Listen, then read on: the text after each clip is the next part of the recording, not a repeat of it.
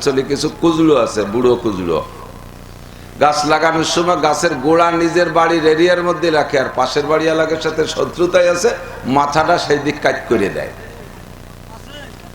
আস্তে আস্তে এরকম লোক তো আছে তো মাশাআল্লাহ, সব সমাজে আছে, জাতীয় দিনদার মানুষ যথেষ্ট আছে। আবার নামাজও কম পড়ে না, তবলিগিও যায়, পীরের কাছেও মুরিদ, পাগড়িও বড় একটা, তিনের খেতা দিয়ে পাগড়ি একটা বাঁধে, যুব্য একটা গায়ে দেয়, লেহাপড়া জানা ছাড়া ঠায় যেন বিখ্যাত মাওলানা আছে না এরকম।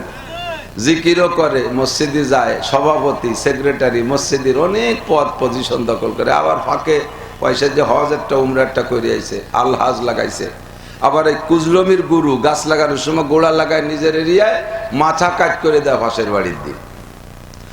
কাজ অবস্থায় যদি পাশের বাড়ি যাই, এত বড় মোটা হয়ে তাদের উঠোন ভরে গাছটা একেবারে ডালপালায় ছড়াই গেছে, ওই বাড়ি এলাকা কয় কাকা ডালগুলো একটু কাটিয়ে দেন, আমাকে উঠোনে তো ছায়া, ফসল টসল নিতে পারতেছি না, শীতকালে দিন বৃষ্টি বাদলে ছোট মোটো পোলাপান আছে, খেতা কাপড় মোটে শুকোচ্ছেই না, একটু কাটিয়ে দেন। উনি প্রভাবশালী মুরব্বী, উনি বলে এক ডালে কোপ দিবি তো ডেনা কেটে ফেলাই দেবো, হাত কেটে ফেলাই দেবো, জানিস গাছ কার। দুঃখের জ্বালায় তারা কয় কাকা আর থাকতে পারলাম না আপনার নির্যাতনে, আমরা জায়গা বেঁচে যাবো, আবার আর এক জায়গা বেচতে গেলে আপনি প্রিয়মশন করবেন, তার সাথে জায়গাটা আপনি কেনেন। কয় যে 30 বছর আগে গাছ লাগাইছি তো সেই নিয়ত করেই,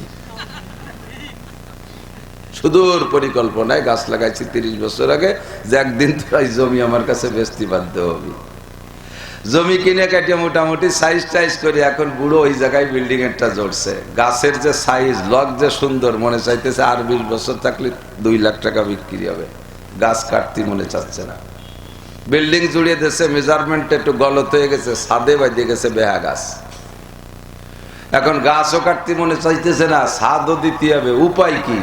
পুরো দিঘেলের সবাই ডেকে নিয়েছে, আইসা দড়ি বান্ধে কাশি বান্ধে টানতেছে। আর চরমুনার পেশাব, ডোবরার পেশাব, আব্দুল গফফার সাহেব, আমাকে মতো মৌলবী জাক খানিক ডাইকে এনে নিচে জালাল খতমে লাগাই দিয়েছে। হুজুর আপনারা জালালি খতম পড়েন, আমরা টানতে থাই, ঠেলতে থাই। হবে সোজা? কতক্ষণ সোজা হবে? তো এই গাছ সোজা হবে না, তোমরা বেকা হয়ে যাবা ঠেলতে ঠেলতে, ঠিক না? একবার যদি কলেমা লা ইলাহা ইল্লাল্লাহু মুহাম্মাদুর রাসূলুল্লাহ পড়ে, পড়নেওয়ালাকে আল্লাহ তাআলা আসমান আর জমিনের মাঝখানের ফাঁকা জায়গাগুলো তার জন্য নেকি দিয়ে ভরপুর করে দেয়।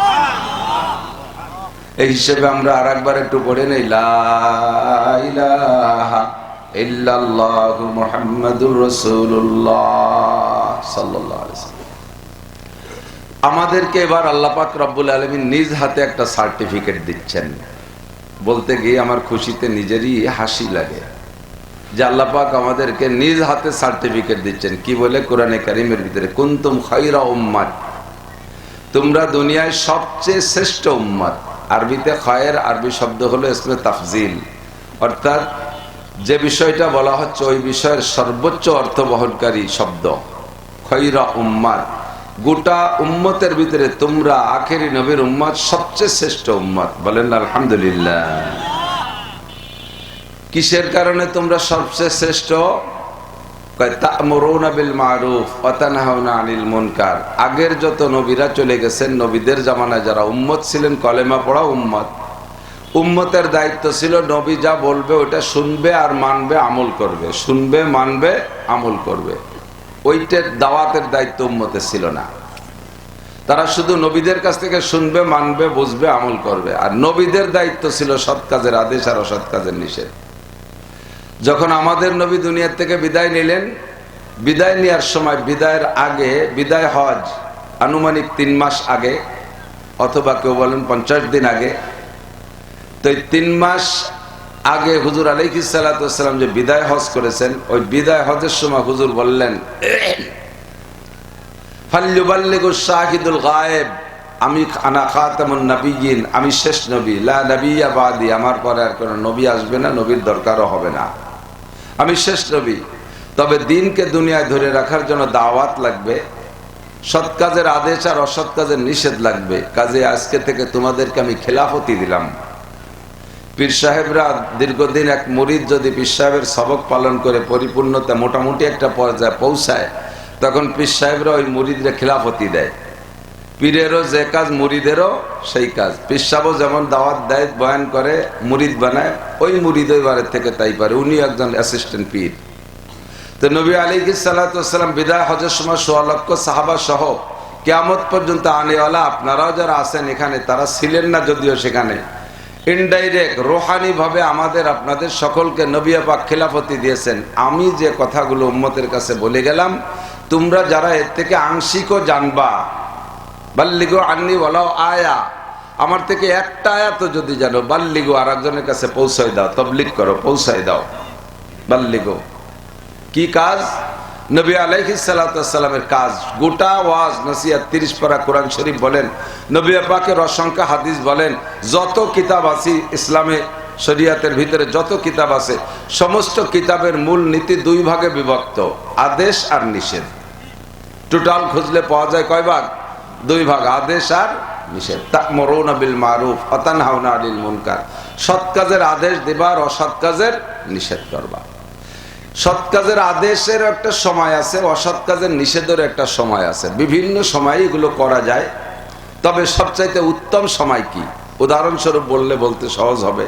খেয়াল করি, আমাদের দেশে যথেষ্ট গাছপালা লাগান আপনারা, বিশেষ করে কাঠের জন্য গাছ। কিছু আছে ফলজ গাছ, কিছু আছে কাঠ গাছ।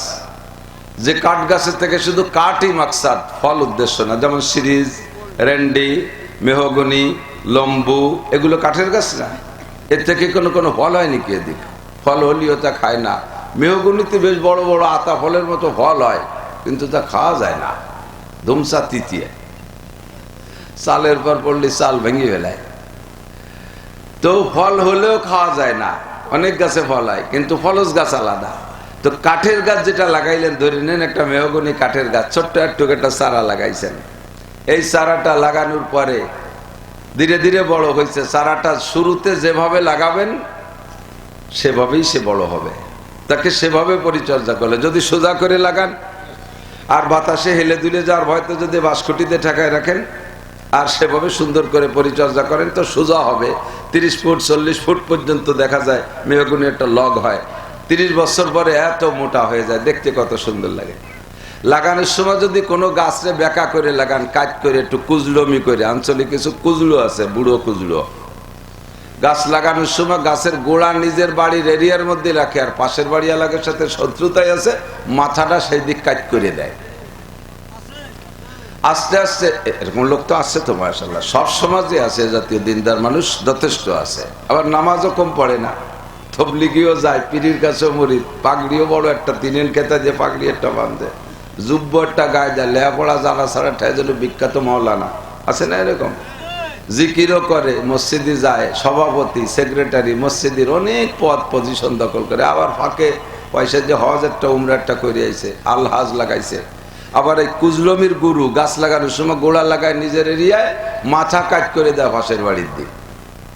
তো এই কাট অবস্থায় যদি পাশের বাড়ি যায়, এত বড় মোটা হয়ে তাদের উঠোন ভরে গাছটা একেবারে ডালপালায় ছড়াই গেছে, ওই বাড়িওয়ালারা কয়, কাকা ডালগুলো একটু কাটিয়ে দেন, আমাকে উঠোনে তো ছায়া, ফসল টসল নিতে পারতেছি না। শীতকালে দিন বৃষ্টি বাদলে ছোট মোটো ফুলাপান আছে, খেতা কাপড় মোটে শুকোচ্ছেই না, একটু কাটিয়ে দেন। উনি প্রভাবশালী মুরব্বী, উনি বলে, এক ডালে কোপ দিবি তো ডেনা কেটে ফেলাই দেবো, হাত কেটে ফেলাই দেবো, জানিস গাছ কার। দুঃখের জ্বালায় তারা কয়, কাকা আর থাকতে পারলাম না আপনার নির্যাতনে, আমরা জায়গা বেঁচে যাবো, আবার আর এক জায়গা বেচতে গেলে আপনি পিএমশন করবেন, তার সাথে জায়গাটা আপনি কেনেন। কয় যে 30 বছর আগে গাছ লাগাইছি তো সেই নিয়ত করেই, সুদূর পরিকল্পনায় গাছ লাগাইছি 30 বছর আগে, যে একদিন তোরা জমি আমার কাছে বেচতে বাধ্য হবে। জমি কিনে কাটিয়ে মোটামুটি সাইজ টাইজ করে এখন বুড়ো ওই জায়গায় বিল্ডিং একটা জড়ছে। গাছের যে সাইজ, লগ যে সুন্দর, মনে চাইতেছে আর 20 বছর থাকলে 2 লাখ টাকা বিক্রি হবে। গাছ কাটতে মনে চাচ্ছে না, বিল্ডিং জুড়িয়ে দিয়েছে, মেজারমেন্ট একটু গলত হয়ে গেছে, ছাদে বাঁধিয়ে গেছে বেহা গাছ। এখন গাছও কাটতে মনে চাইতেছে না, ছাদও দিতে হবে। উপায় কি? পুরো দিগেলের সবাই ডেকে নিয়েছে, আইসা দড়ি বান্ধে কাশি বান্ধে টানতেছে। আর চরমুনার পেশাব, ডোবরার পেশাব, আব্দুল গফফার সাহেব, আমাকে মতো মৌলবী জাক খানিক ডাইকে এনে নিচে জালাল খতমে লাগাই দিয়েছে। হুজুর আপনারা জালালি খতম পড়েন, আমরা টানতে থাই, ঠেলতে থাই। হবে সোজা কথা? কোন সোজা হবে? তো এই গাছ সোজা হবে না, তোমরা বেঁকা হয়ে যাবা ঠেলতে ঠেলতে, ঠিক না? তো সামাজিক ভাবে মানব চরিত্র এরকমই, সৎ কাজের আদেশ আর অসৎ কাজের নিষেধের একটা সময় আছে। গাছটা যদি লাগানোর সময় সোজা করে লাগাইতে আজকে 30 বছর পরে ঠেলা লাগতো না। আর ঠেলে যেমন সোজা করতে পারতিস না, লাগানোর সময় ব্যাকা করে লাগালি এটাই হয় সমস্যা। এজন্য নবী আল্লাহ পাক রব্বুল আলামিন আমাদেরকে নির্দেশ দিচ্ছেন, বিভিন্ন ভাবে কোরআন শরীফের ভিতরে বয়ান আসছে। সময় স্বল্পতার কারণে ভালো করে খুলে বলার সুযোগ পাবো না, কমপক্ষে এতটুকু জানেন আল্লাহ পাক রব্বুল আলামিন আমাদের মানব জাতিকে বানাইছে সবচেয়ে শ্রেষ্ঠ জাতি করে, সভ্য জাতি করে, জ্ঞানী করে, বুদ্ধিমান বানাইয়া, স্বাধীনতা পরিপূর্ণ দিয়ে আমাদেরকেই বানাইছেন। অন্য কোনো প্রাণীকে আল্লাহ তাআলা স্বাধীনতা দেয়নি। সামাজিক জ্ঞান, পারিবারিক জ্ঞান, আঞ্চলিক জ্ঞান, বিভিন্ন প্রকারের হিসাব নিকাশ মানুষের মধ্যে আছে। কতক্ষণ মানুষের মধ্যে আছে, আত্মীয়তার বন্ধন মানুষের মধ্যে আছে, বয়ান বক্তৃতার সুযোগ মানুষের মধ্যে আছে, নসিহত উপদেশ দেওয়ার সুযোগ মানুষের মধ্যে আছে, আবিষ্কার করার যোগ্যতা মানুষের মধ্যে আছে, ব্যক্তি স্বাধীনতা নিয়ে চলার যোগ্যতা মানুষের মধ্যে আছে। বড় রয়্যাল বেঙ্গল টাইগার খেয়াল করছেন নাকি? চিড়িয়াখানায় গেছেন কেউ? চিড়িয়াখানায় একটা রয়্যাল বেঙ্গল টাইগার, সুন্দরবনে যাবেন, সুন্দরবনের গভীর জঙ্গলের মধ্যে যখন ঢুকবেন তখন সাথে 10 জন 20 জনও যদি একসাথে থাকেন তবুও ভিতরে একটা আতঙ্ক কাজ করে। কারণ বাঘের টার্গেট বড় চমৎকার টার্গেট। ওই 100 জনের মধ্যে থেকে একজনকে নিয়ে যাবে, বাকি 99 জন ঠেকাতে পারবে না। আর যারে টার্গেট করবে তারে নিয়েই ছাড়বে, এই বলে একটা ভয় লাগে। এই রয়্যাল বেঙ্গল টাইগার যদি আমাকে মধুখালী থানায় একটা ঢুকে পড়ে বলে খবর আসে, আরে কপাল চিনির মিলির ওই জায়গায় যে টাইগারেরটা লাফায় বেড়াচ্ছে, তাহলে এই জায়গায় কজন থাকবেন?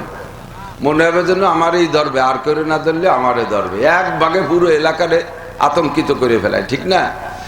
এত বড় রয়্যাল বেঙ্গল টাইগার, তার গায়ে এত শক্তি আর ভয়াবহ প্রাণী, সেও মানুষের কাছে পরাধীন, ধরা খাইয়া চিড়িয়াখানার জেলখানার মধ্যে আটকে রয়েছে।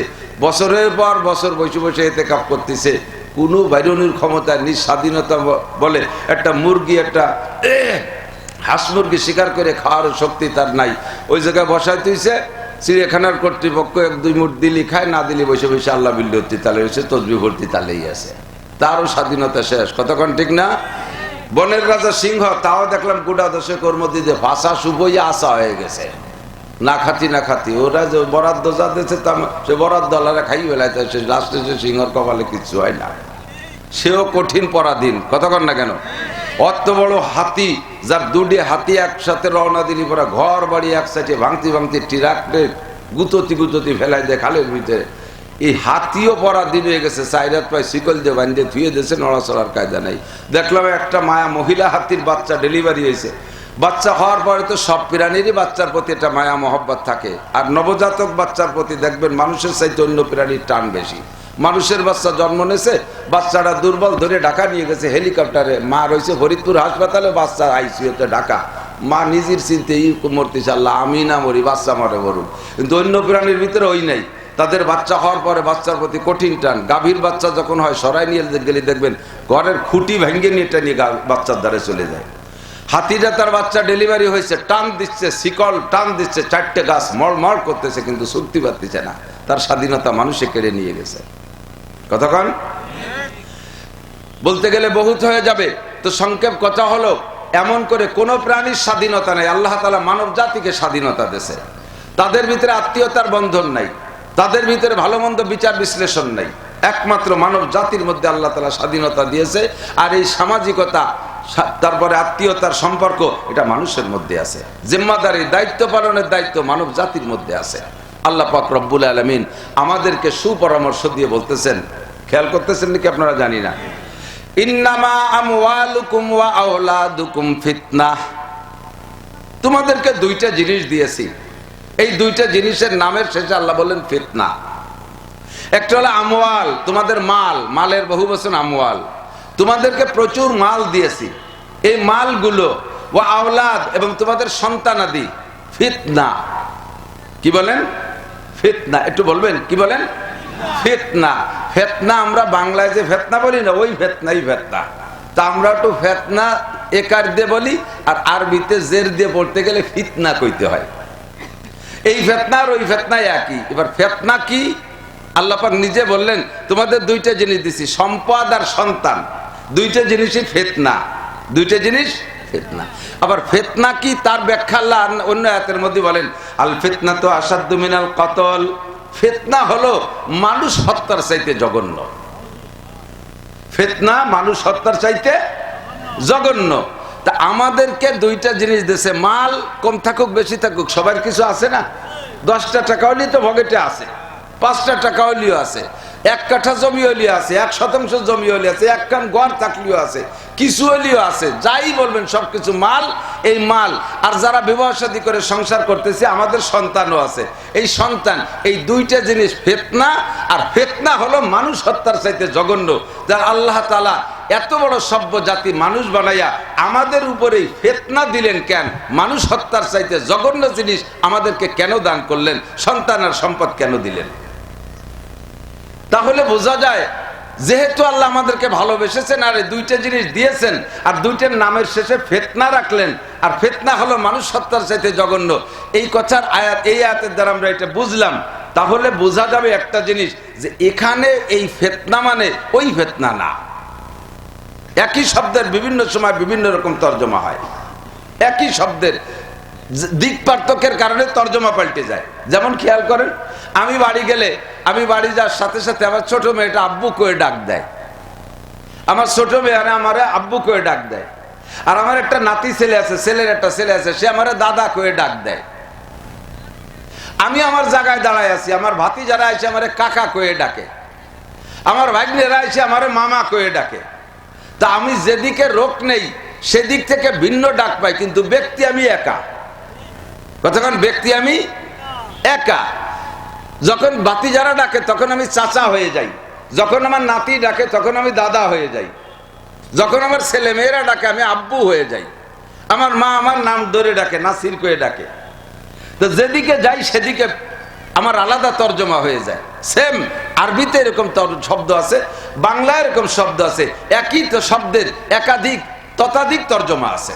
যেমন সলাৎ শব্দ, সলাৎ, সলাৎ একটা শব্দ আছে না? এই সলাৎ যদি বলি সাল্লাল্লাহ, আল্লাহ তাআলা সলাৎ করে, এই সলাৎ সাল্লাহ, সাল্লাল্লাহ আল্লাহ তাআলা সলাৎ করে, তখন সলাতের মানে হবে আল্লাহ রহমত নাজিল করে। আর যদি বলি সলাতুল মালাইকা, ফেরেশতারা সলাৎ করে, তখন সলাতের মানে হবে দোয়া করে, ফেরেশতারা দোয়া করে। যখন বলবো সলাতুত তুয়ুর, পাখি পক্ষী সলাৎ করে, তখন তার মানে হবে সলাত মানে ইস্তেগফার, যে পাখি পক্ষীরা ক্ষমা প্রার্থনা করে। একটু কি ক্রিটিক্যাল হয়ে যাচ্ছে নাকি বুঝতে পারতেছি না, একটু খেয়াল করেন। একটু শ্রোতা কোয়ালিটি ভালো লাগতেছে বিদায়, ছোটরাও আছে, সব মাহফিলের ভিতরে চাল দিয়ে খুঁজতে মিশে নুতায়, ছোট বড় কিছু থায়। তো তারপরে তোমরা এখন শুনিয়ে রাখো, বড় হলে এই কথা মনে উঠলে বুঝবা ইনশাআল্লাহ। আর যারা ভালো আছেন, শিক্ষিত আছেন, বড়রা আছেন, একটু খেয়াল করেন। তো একই শব্দের তর্জমার দিক পাল্টে গেলে অর্থ পাল্টে যায়। এক শ্রেণীর উলামায়ে কেরাম এই ফিতনাকে আসাধ্য মিনাল কতল ধরে, যে সন্তান কি বলা হয়, সন্তান আর সম্পদ, আল্লাহ নিজেই বলেছেন ফিতনা, আর ফিতনা হলো মানুষ হত্যার চাইতে জঘন্য। কাজেই মানুষ হত্যার থেকে বাঁচাও যেমন জরুরি, এই দুটো ফিতনার থেকে বাঁচাও তার চেয়ে জরুরি। বোঝেন নাই কথা? মানুষ হত্যার থেকে বাঁচা জরুরি কি না? জরুরি না? মানুষ হত্যার থেকে বাঁচা জরুরি। আর এই দুটো জিনিস হলো মানুষ হত্যার চাইতে জঘন্য, কাজে দুটোর থেকে বাঁচা জরুরি। কিসের কিসের থেকে? খেয়াল করেন, কিসের কিসের থেকে বাঁচা জরুরি? মালের থেকে আর সন্তানের থেকে, মালের থেকে আর সন্তানের থেকে। এই আয়াতকে দলিল বানাইয়া আমাদের মৌলবীরা, আপনাদের পাবলিকে কোনো দোষ দেব না, আপনাদের পাবলিকের কোনো দোষ না, আপনারা সরল প্রাণ, আপনারা চান উলামায়ে কেরাম ঐক্য মঞ্চে আসুক, উলামায়ে কেরাম এক হয়ে দাওয়াত দিক, এক কোরআন, এক আল্লাহ, এক রসুল, এক হাদিস। হুজুরকে মধ্যে এত দল কেন থাকবে? এটা না আপনাদের দাবি? এ ব্যাপারে আপনারা সরল, আপনারা এক নম্বরে আছেন। সমস্যা আমাদের ভিতরে। আমার মতো এক মৌলবী তর্জমা করে, যেহেতু মাল আর সন্তান এই দুটি আল্লাহ নিজেই বলেছেন ফিতনা, আর ফিতনা কতলের চাইতে জঘন্য, কাজেই যথাসম্ভব একে পরিহার করে চলা উচিত।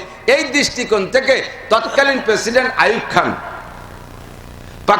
দুই পাকিস্তানের প্রেসিডেন্ট, মাশরিকি আর মাগরিবি পাকিস্তানকে president field marshal Ayub Khan, উনি পাকিস্তানের পার্লামেন্টে বসে সিদ্ধান্ত নিয়েছে মানব জাতি বেড়ে যাচ্ছে, মানুষ প্রোডাক্ট বেড়ে, কি বলে, প্রজনন বেড়ে যাচ্ছে, কাজেই এত মানুষ যদি আমার 2 পাকিস্তানে হয়, 2 পাকিস্তান মিলে ইন্ডিয়ার 4 ভাগের 1 ভাগ একটুক দেশের ভিতরে এইভাবে মানুষ পয়দা হতে থাকলে তো সুতি বস্তি জায়গা দিতে পারবো না। খাবার তো পরে পণ্ডিতের মাথায় ঢোকছে কুবুদ্ধি। খাবার কে আইয়ুব খান দেয় না আল্লাহ দেয়? আপনারা সবাই বলেন, আমি একটু ধরাই দেবো ইনশাআল্লাহ। খাবার কে দেয়? ওয়াফিস সামাই রিজকুকুম ওয়া মা তুআদুন। আল্লাহ পাক বলেন আসমান থেকে রিজিক আসে, এবং কার জন্য আসে? ওমা মিন দাব্বাতিন ফিল আরদি ইল্লা আলাল্লাহি রিজকুহা। জমিনের উপরে যত প্রাণী, জমিনের নিচে যত প্রাণী, সকলকেই রিজিকের জিম্মাদারি কে নিয়েছেন? আইয়ুব খান চিন্তে মরে গেছে, আল্লাহ যদি না খাওয়ায় তাহলে আমি কি এর বাণী? উনি দায়িত্ব নেছে, পার্লামেন্টে বসে সিদ্ধান্ত নেছে বাতকণ্ঠ জন্ম নিয়ন্ত্রণ করতে মানুষ কুমাতি হবে। তো ওই জায়গায় বসে যখন আলোচনা একটা সিদ্ধান্তে যাবে ভাব, এর ভিতরে ওইখানকার ধর্মমন্ত্রী যিনি ছিলেন তিনি বললেন, এটা যদি কোরআন হাদিসের সাথে সাংঘর্ষিক হয় তাহলে মৌলবীরা আন্দোলন করবেন, মৌলবীকে আন্দোলনের সামনে টিকতে পারবেন না। যে ব্রিটিশ, এত বড় ব্রিটিশ মৌলবী আর মুসলমানকে আন্দোলনে পালাতে বাধ্য হয়েছে, আর তোমার মতো ফিল্ড মার্শাল তুমি পলানোর জায়গা খুঁজে পাবা না। আগে মৌলবীর সাথে আলোচনা করে যে এটা জায়েজ কি না জায়েজ। কত মৌলবীর সাথে শুনবো? কয় না, সারা 2 পাকিস্তানে তো হাজার হাজার মৌলবী আছে, কয় মৌলবীর কাছে শুনে পারা যাবে? এবার তোমরা বলো যে 2 পাকিস্তান মিলে একজন মৌলবী বললে সব মৌলবী মানে নেয়, এইরকম মৌলবী কিনা? এরকম একটা মৌলবী বলো যার একার কাছ থেকে শুনলে সে যেটা বলবে 2 পাকিস্তানের মৌলবীর আর কথা বলবে না। তো ওই জায়গায় বসে ঘোষণা হয়েছে যে मशरकी पाकिस्तान के अंदर एक मौलवी है, उनका नाम मौलवी शामसुल हक फरीदपुरी है। बोलें ना सुबहानाल्लाह। 2 পাকিস্তান মিলে একটা মৌলবী আছে মুজাহিদ আজম আল্লামা শামসুল হক ফরিদপুরি। উনি যদি ওই পূর্ব পাকিস্তানতে বলে দেয় পশ্চিম পাকিস্তান, মাঝে যত পাকিস্তান আছে সব পাকিস্তান আল্লাহরা কায়। তো চলো যাই। আইয়ুব খান নিজে আসছে, ঢাকায় আইসা লালবাগ ছিলেন সদর সাহেব, ওনাকে ডেকে নিয়ে বলছে, মৌলবী শামসুল হক मैं आपको बुलाया क्यों समझा? कहीं नहीं, আপনাকে কেন ডেকেছি বুঝলেন? কয় না জানি না। कहे मैं बात कंट्रोल करना चाहता हूँ, আমি बात कंट्रोल करते चाहती। बात कंट्रोल क्या चीज है? कि दुनिया के अंदर बच्चा बहुत ज्यादा पैदा हो जाता है, खास करके मेरे 2 पाकिस्तान के अंदर प्रोडक्शन अच्छा है। আমাকে 2 পাকিস্তানে প্রোডাকশন খুব ভালো, 8টা 10টা 12টা 15টা এক এক মহিলা ছেলেমেয়ে হচ্ছে। এইভাবে যদি হতে চায় খাতি দেবো কোন জায়গার থেকে? তা এ ব্যাপারে আমি সিদ্ধান্ত নিয়েছি, 1 বাচ্চা ইয়া তো 2 বাচ্চা, একটা অথবা 2টের বেশি নিতে দেওয়া হবে না। তো সদস্য বললেন কি জন্যে? যদি এত মানুষ হয় তাহলে খাইতে দেবো কোত্থেকে, সুতি দেবো কোন জায়গায়? 8-এ 5000 মানুষ হয়েছে, একজন কোনায় দাঁড়ায় চিনতে পড়ে গেছি, এত মানুষ সুতি বালিশ পাবে নি কোন জায়গা? এই বালিশের চিন্তা ওই পণ্ডিতের মাথায় ঢুকছে। সদর সাহেব বললেন, আইয়ুব খান, খাওয়ানোর মালিক তুমি না, তুমি যে কোনো ভাবে সন্তান বন্ধ করতেছো, এটা কি করতেছো জানো?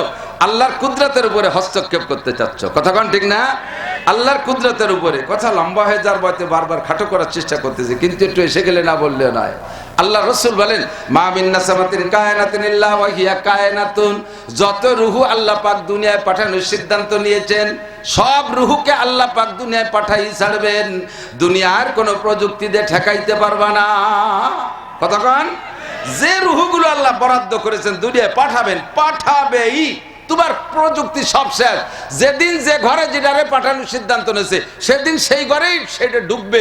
তোমার কোনো প্রযুক্তি সেদিন ঘরের ভিতরে থাকবে না। ও খাটের তলে তুইছিলে তাও হারায় যাবে, তোষকের তলে রাখছিলে তাও পাবা না, শোকেসের মধ্যে যা তুইছিলে তাও খুঁজে পাবা না। ও কোনো না কোনো ভাবে সেদিন অনুপস্থিত থাকবে, আর সেই ফাঁকে ঢুকে যাবে। কথা কান ঠিক কি ঠিক না?